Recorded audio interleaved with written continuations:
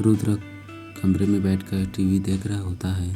TV में आदमी सुनहरे कलर के कपड़े पहनकर खड़ा हुआ होता है। उसके शरीर की बनावट बहुत ही अच्छी होती है।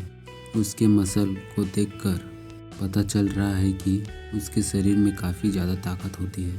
वह आदमी अपने एक हाथ से ट्रेन को रोके हुए होता है और उसी के आगे एक बच्चा रोते हुए खड़ा हुआ होता है।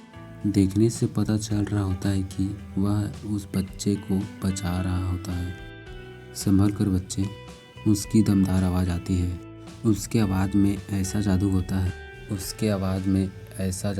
है को उसकी बातों में एक अलग ही विश्वास होती है। उसे देखकर रुद्र काफ़ी ज़्यादा प्रभावित होता हुआ दिखाई पड़ रहा है। शक्तिवीर, क्या कोई कमज़ोर बिना सुपर पावर वाला आपके जैसा बन सकता है? मानो रुद्र टीवी से उस आदमी से सवाल पूछ रहा होता है। उस सवाल को पूछते समय उसके आँखों में आंसू आ रहे होते हैं। उसकी आंखों में आंसू की धारा बह रही होती है। तभी दरवाजे के खुलने की आवाज़ आती है और आवाज़ सुनकर रुद्र जल्दी अपने आँख पोंछ लेता है। दरवाजे के खुलते ही कमरे में एक औरत की आवाज़ गूंजने लगती है। रुद्र बेटा, तुम यहाँ क्या कर रहे हो?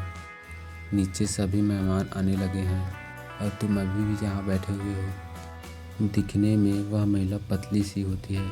उसके सिर के कुछ बाल सफ़ेद हो गए होते हैं। यह होती है रुद्र की माँ सुकन्या।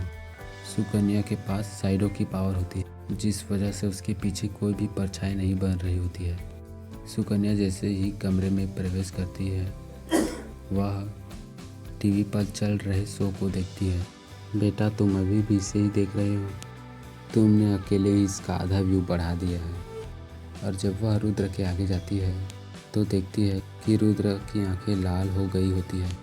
उसकी आंखों को देखकर उनकी माँ समझ जाती है कि रुद्र रो रहा था। क्या हुआ बेटा, तुम रो रहे थे?